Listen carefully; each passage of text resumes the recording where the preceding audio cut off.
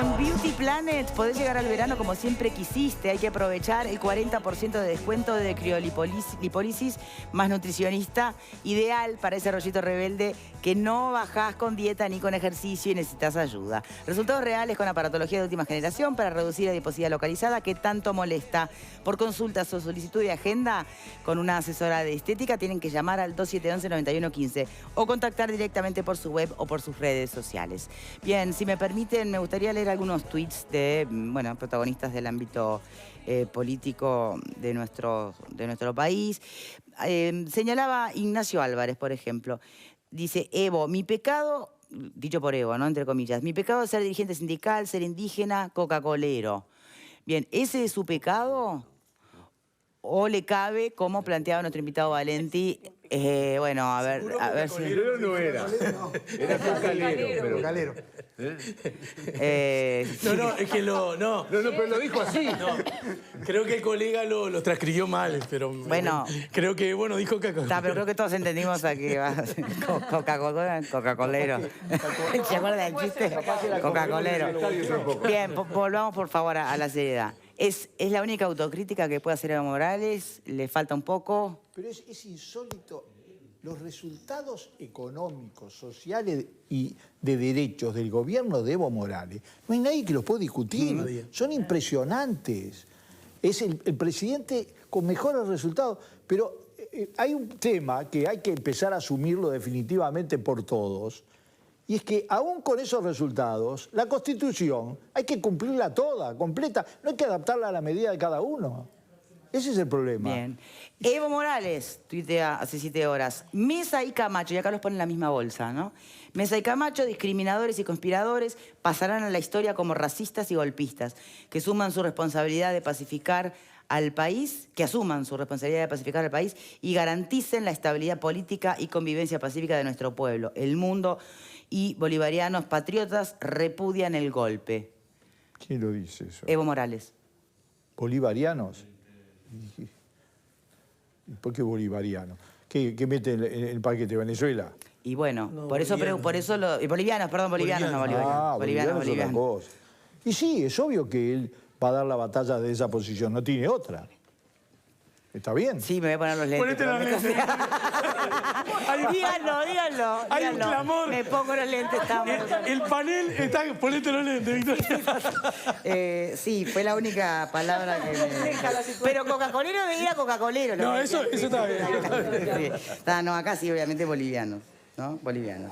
Bien. Bueno, Coca-Colero y Coca-Colero. Más o menos lo mismo. Bueno. Tiene el mismo origen químico, ¿eh?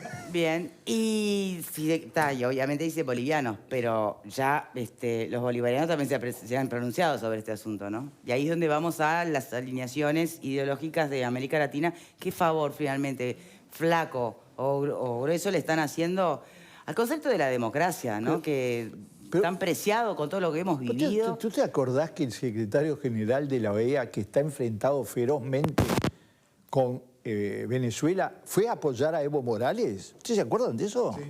Sí. Fue a apoyar en una misión a Evo Morales. ¿No? Esas contradicciones, por lo tanto, no estamos en el mismo cuadro exactamente, ¿no?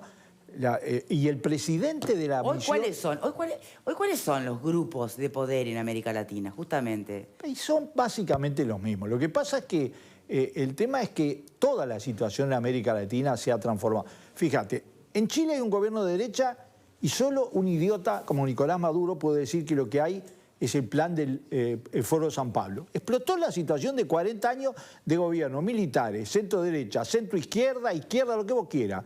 Dejaron acumular tal situación que explotó con millones de personas que no las mueve ni el Foro de San Pablo ni el Concilio Vaticano. Y después tenés en Bolivia esta situación. En Ecuador una situación similar. En Ecuador tuvieron que retraer todo el aumento de los precios. En Paraguay, que se consideraba que era un país con una economía en crecimiento, se paralizó y está en una situación grave socialmente. En Argentina, después de 4 años de fracaso de Macri, 4 años de fracaso estrepitoso con la pobreza del 39%, volvieron los Kirchner. Y en Brasil liberaron a Lula, pero lo más importante es que Bolsonaro, que tuvo hace 1 año y pocos días 55% de votos, hoy tiene menos del 24% de apoyo en la ciudadanía. Entonces, la situación en América Latina, ¿cuál es la diferencia con hace unos años? Hace unos años, en estos procesos, terminaban todos con un general sentado en el sillón presidencial, siempre.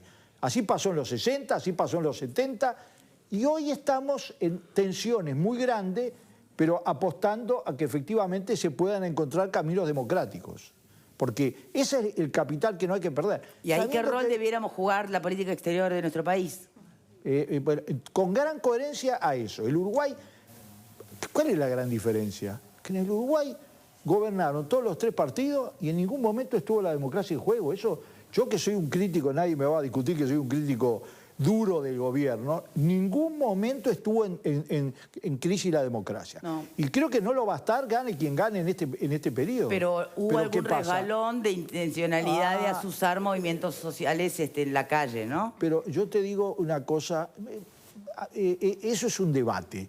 No hay ningún movimiento de carácter institucional, pero hay una realidad.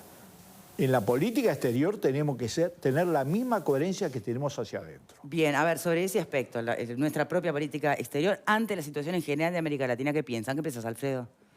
Yo creo que, lo decíamos recién hablando en la pausa con Pepe, y Pepe para mí dijo una cosa clave con respecto a Bolivia, es que ninguno cree en la democracia. La democracia no son sistemas que están establecidos en forma fuerte y realmente en toda la ciudadanía, es decir. Y uno mira, lamentablemente, América Latina... ¿Es más o menos democrático? Y América Latina es difícil, porque en la mayoría de los lugares... ¿El termómetro tiene una medición? No, me refiero dentro de las fuerzas políticas en pugna en Bolivia. ¿Quién es más o menos democrático? ¿Sabés que Camacho es un Camacho seguramente no. Ese me parece que lo podés excluir directamente. ¿Evo Morales? Y Evo Morales creo que en algunas cosas... Sí, ojo, el problema es la concepción de democracia que tenemos nosotros. Nosotros tenemos una concepción democrática en el cual, es decir, un hombre, un voto, ¿viste? Acá somos todos iguales ante la ley, etcétera, etcétera, etcétera, y respetamos a los adversarios. Nos damos con un caño, pero lo respetamos. Y el escrutinio en el Uruguay es impecable, ¿viste? Indiscutible.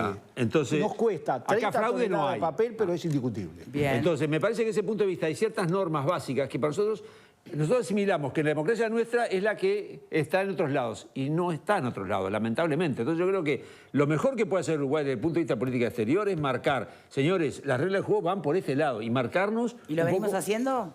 Y en algunos casos sí, en otros no.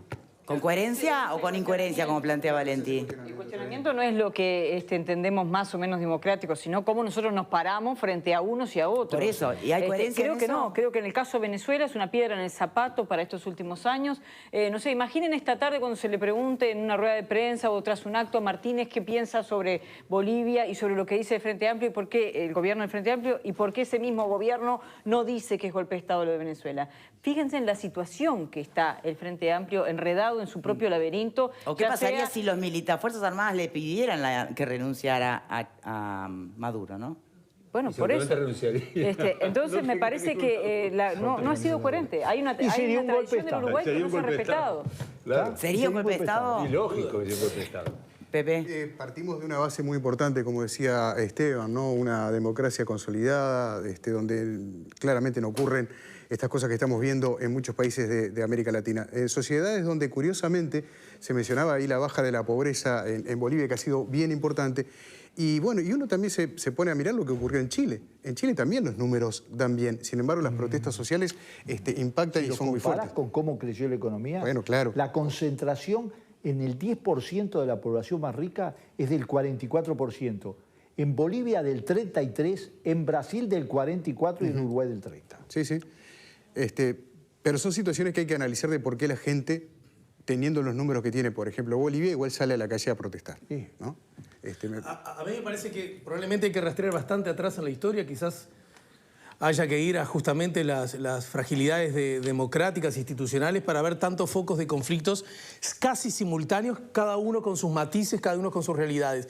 A mí me parece que Uruguay, que nos gusta tanto mirarnos a nosotros mismos como los más lindos de la película, como los que nosotros nada nos pasa, yo creo que sin dejar de valorar algunas de las fortalezas que tenemos, yo diría que tendríamos que tener una mirada un poco más de precaución acerca de cómo está el vecindario, cómo nos rodea, porque además el vecindario no es solo el vecindario, hay fenómenos también que hablan de disconformidad, de desacreditación a propósito de los sistemas democráticos. Ese es un fenómeno más global. A mí me parece que son viejos problemas para los cuales se traen viejas recetas. La derecha xenófoba, ultraderecha, la de frágil vocación democrática, la populista por derecha, la que encuentra al enemigo, al extranjero, al que adora a otros dioses. Eso está cada vez ganando más espacio y yo diría que hay que mirarlo no con obsesión, pero sin descanso. Sí. Mirarlo y analizarlo, ¿no? Porque por algo también surgen estos movimientos. Sí, claro. Yo creo que la política exterior de un país como Uruguay, un país pequeño, de reducido tamaño territorial, de reducida población, sin potencial militar y reducido potencial en otros órdenes de la actividad comercial, tiene que regirse por un concepto que no tiene que ser ideológico. Alguien que de esto sabe más que yo decía que los países pequeños como Uruguay no tienen que tener amigos permanentes, sino intereses permanentes. Entonces, en función de ese concepto de los intereses permanentes del Uruguay, yo creo que es lo que corresponde desde esa visión, desde esa óptica del interés permanente del Uruguay, que es que corresponde analizar la inserción internacional del Uruguay. Y en este caso concreto, me parece que si uno, digamos, toma un poco de distancia de Bolivia, porque Bolivia no es un país con el cual Uruguay tenga un vínculo muy estrecho, no hay relaciones comerciales o políticas muy profundas, no tenemos una comunidad inmigrante boliviana muy fuerte en Uruguay. O sea, es un país que por su mediterraneidad es un país que resulta bastante... ¿Y por qué importa o pesa tanto? ¿Por los bloques conformados que hay en el resto del continente? A eso iba. En la crisis boliviana me parece a mí que a la diplomacia profesional uruguaya, tiene que ser como, digamos, un elemento dinamizador de una mirada desde el punto de vista del interés uruguayo. ¿Y cuál es el interés uruguayo en esto? Ver cómo se alinea el resto de América Latina frente a esto. ¿Ser más pragmáticos? Acá hay un conflicto que se puede llegar a agudizar, que es una cosa muy delicada, que es el conflicto entre Argentina y Brasil con concepciones e intereses diversos. Entonces, ¿cómo se va a situar Uruguay? No con la crisis boliviana, que esto va a pasar. ¿Cómo se va a situar Uruguay en el conflicto que se avecina entre Argentina y Brasil? Este es el tema capital, fundamental de la próxima diplomacia en el contexto uruguaya. de la guerra entre Estados Unidos y China, Bueno, que no es nada menor, conflicto del contexto entre Argentina y Brasil. Bien, pero digamos, además con las posibles alianzas que le van quedando de margen a Uruguay. Valentín, reflexión final. Tuvo más vigencia para el Uruguay en este cuadro regional donde los dos vecinos van a estar en una situación tan grave y toda la región está en una situación tan grave que una actitud de un líder político y una frase de un líder político. Una es cuando Wilson dijo el Uruguay tiene que ser una comunidad espiritual. No hay solución, nosotros no tenemos alternativa. Nosotros nacimos como tal y tenemos que ser una comunidad espiritual, aunque haya diferencias. Al contrario, porque tenemos diferencias civilizadas y democráticas. Y la otra, la actitud de Serini cuando salió de la cárcel. Se dio cuenta que la alternativa no era crear un enfrentamiento interminable, sino buscar una salida de comunidad y de búsqueda de soluciones a la uruguaya. Y yo creo que eso es hoy vital. Sí, estamos a 2 semanas de las elecciones. Yo lo único que me interesa del próximo gobierno es una cosa. ¿Qué? Que no cree muros, que no levante y no cabe fosas, que no levante muros. Al contrario. ¿Lo hizo el Frente Amplio? ¿Lo hizo el Frente Amplio? No, el Frente Amplio no lo hizo. ¿Levantó, cavó fosas? Sí. Por algo tiene a todo el mundo del otro lado y no logra lo que siempre había logrado. Pero yo quiero referirme a eso. Yo pretendo que el gobierno... De aquí para adelante. Que el gobierno que venga no levante muros, porque lo que no quiere decir pensar todos iguales, cosa que en el Uruguay es imposible, porque en medio de la dictadura, en el Uruguay, todo el mundo pensaba diferente y sin embargo salíamos juntos a manifestar. Y vos mirás la manifestación del Obelisco y decís, nunca se juntó tanta gente que pensaba diferente. Y sin embargo estuvo. Eso es una fuerza que no solo nos tiene que agarrar cuando amenazan la democracia, es una fuerza fundamental. Esteban Valenti, muchísimas gracias por habernos acompañado. Gracias por Hacemos invitarme. una pausa y enseguida venimos con las reflexiones de nuestros panelistas. Ya venimos.